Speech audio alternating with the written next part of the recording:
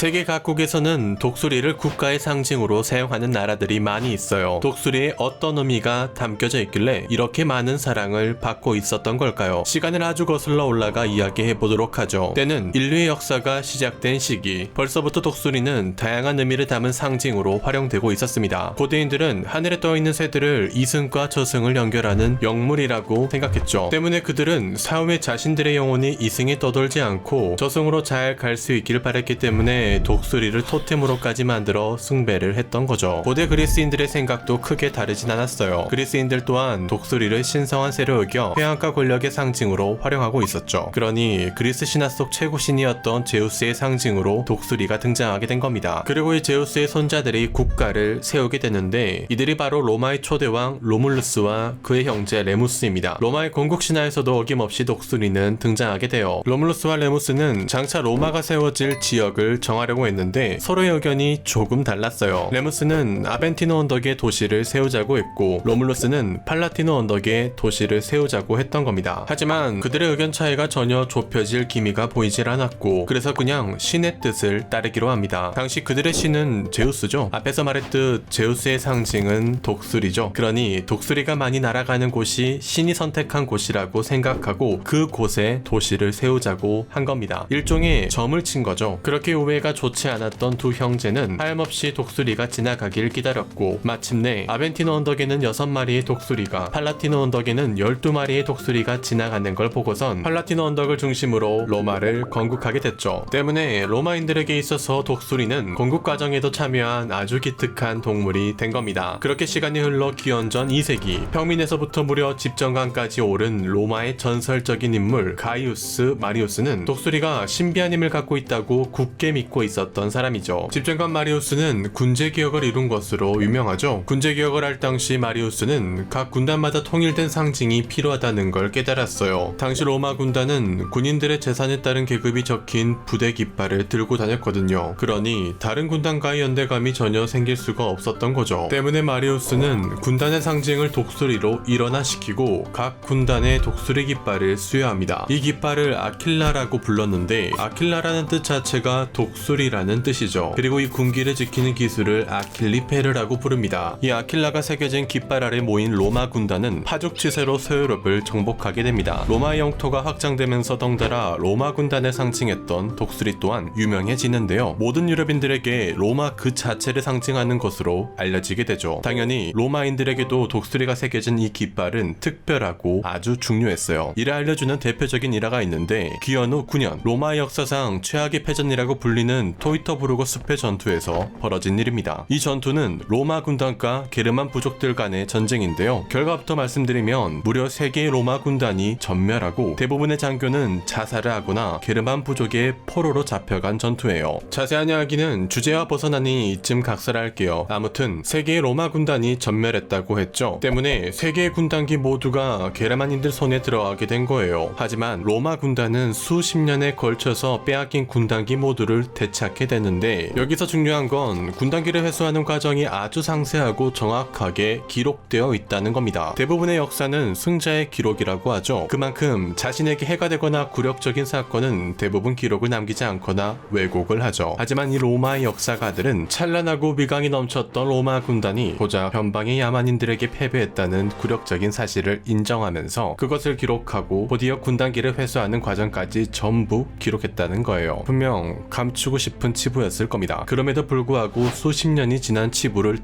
들춰내면서까지 기록을 남겼다는 것은 이 독수리가 새겨진 군단기는 단순히 군단을 상징하는 깃발을 뛰어넘어 그 이상의 가치를 지니고 있었다라는 것을 입증하는 기록이죠. 그렇게 독수리는 로마의 정통성을 간직한 채 후대에 쭉 이어져 와요. 하지만 여러분들도 잘 알다시피 로마는 동서분열을 거쳐 기원후 5세기가 되면 서로마가 멸망합니다. 그리고 그 자리에 프랑크 왕국이 건국되죠. 8세기 프랑크 왕국의 황제 샤르마뉴가 등장합니다. 샤르마뉴는 당시 서부와 중부 유럽의 대부분 그리고 북부 이탈리아를 정복했는데 이는 과거 서로마 영토의 대부분을 장악했다고 볼 수 있죠. 무력으로 장악한 영토는 언제나 늘 반란의 위험이 도사리고 있죠. 때문에 정복자들은 지배의 정당성을 찾고자 여러 정치적 활동을 하게 됩니다. 샤르마뉴 또한 마찬가지 교황이었던 레오 3세를 지지하기 시작합니다. 레오 3세는 귀족 가문이 아니었던 탓에 교회 내부에서 반발감이 심했는데요. 심지어 심지어는 전임 교황의 친척들을 주축으로 만들어진 테러 집단까지 생겨나면서 799년 5월 교황 레오 3세는 반대파들의 습격을 받게 되죠. 레오 3세는 테러범들에게 무려 눈과 혀를 뽑힐 뻔했죠. 때문에 다른 거 다 필요 없고 무력으로 나를 지켜줄 수 있는 후원자의 필요성을 깨닫게 된 겁니다. 당시 교황을 보호해주었던 세력은 동로마 제국이었는데 사실상 동로마는 로마 가톨릭의 수호라는 명목하에 끝없이 간섭하고 지배하려 했어요. 하지만 당시 동로마 제국의 내부 사정이 그렇게 썩 좋지 않았는데 이를 틈타 로마 가톨릭은 동로마의 간섭에서 벗어나고자 새로운 후원자를 물색했던 겁니다. 레오 3세에게 있어서 샤르마뉴는 당대 최고의 권력자였으니 그만한 적임자가 따로 없었죠. 이렇게 그들은 서로의 이익을 위해서 협력하기 시작합니다. 800년 11월 샤르마뉴는 병력을 이끌고 로마로 향해 진격합니다. 교황의 반대파들을 깔끔하게 제거하고 교황에게서 황제 예우로 영접을 받죠. 그리고 한 달 뒤 12월 25일 샤르마뉴는 소로마 황제의 관을 받게 돼요. 이렇게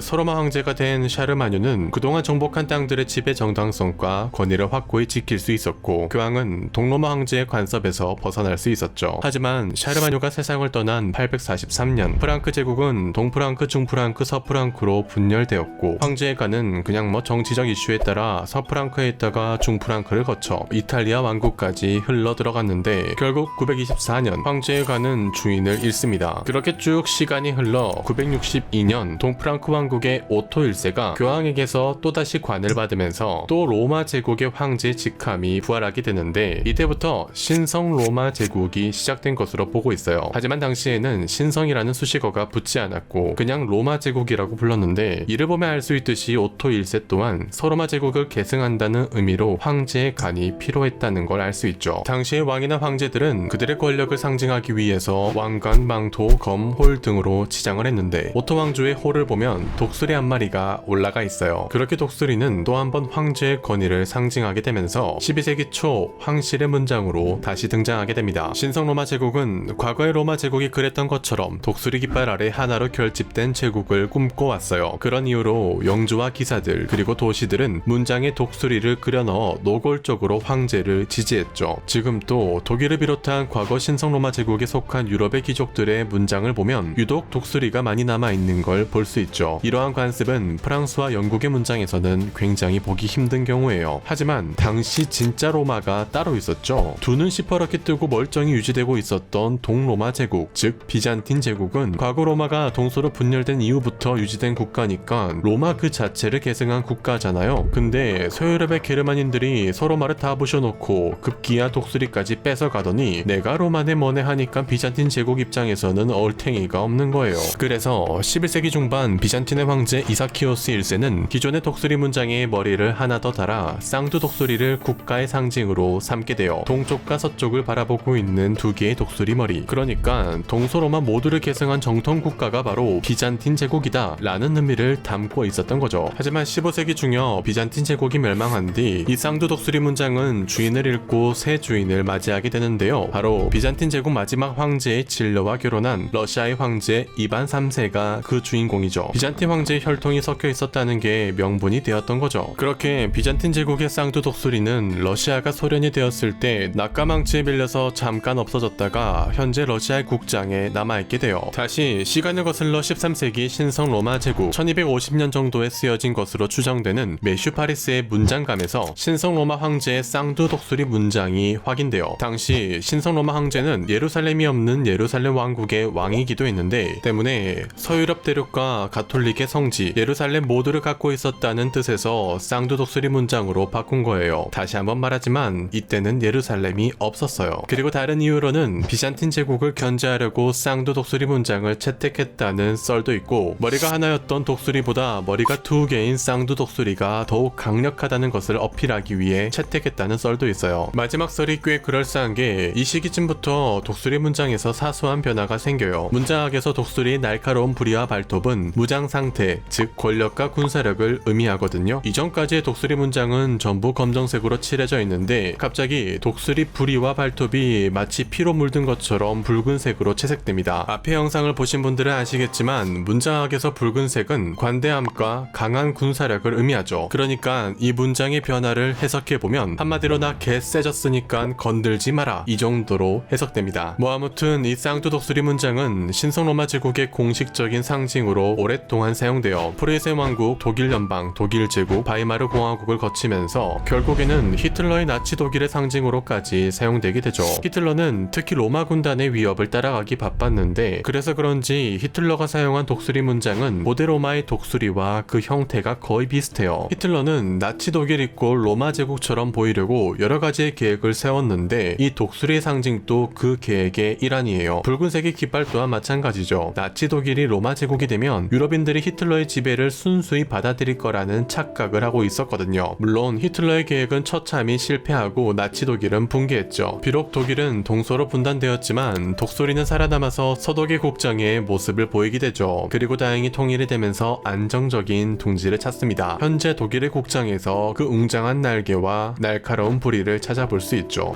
오스트리아도 현재 독수리 국장을 사용하죠. 이건 과거 신성로마 제국 시절 오스트리아 공국을 통치하던 합스부르크 가문이 황제의 간을 받게 되면서 쌍두 독수리 문장을 자연스럽게 가문의 문장으로 가져와서 그래요. 사실 세계사에서 합스부르크라고 하면 모르는 사람이 없을 정도로 유명하니까 설명은 생략하겠습니다. 이렇게 유럽 국가의 대부분은 과거 로마 제국 시절의 영광을 잊지 못해서 아직도 독수리를 국장이나 가문의 문장으로 사용하는 경우가 굉장히 흔합니다. 미국의 국장도 독수리가 있긴 한데 딱히 로마와 관련 있는 독수리는 아닙니다.